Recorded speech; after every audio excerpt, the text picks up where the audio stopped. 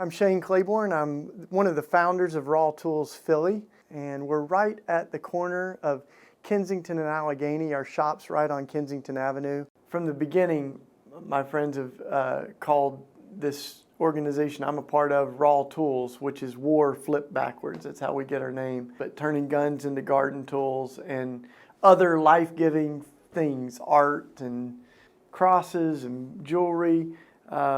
But the whole point of it is to transform things that have been designed to kill into things that give life.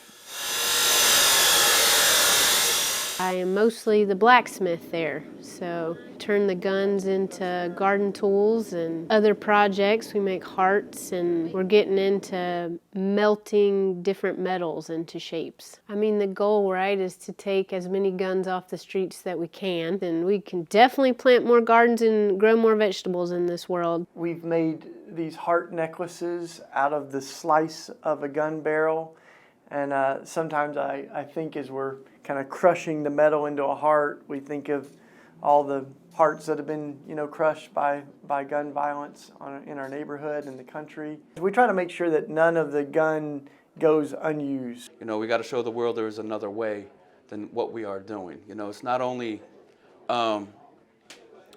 changing these weapons of war into something that could be life-giving, like a garden tool, but also we're going to work on changing people's hearts also. So using the spirit of imagination of what we're doing, what we learned from the old scriptures, but apply it to today to hopefully to show people there is another way. I grew up around guns. I had a pistol. I had a concealed carry permit. Had been talking about some of those things with Shane, sharing with him that I felt like there was something I should do. I didn't want to bring that gun to the neighborhood. And so kind of in talking with him, he shared with me about what RAWTools was doing and invited me to cut my gun up and see it transformed into something else. Sometimes we expect for change to come from the top down, but the vision that the prophets kind of invite us to see is that change comes from the bottom up.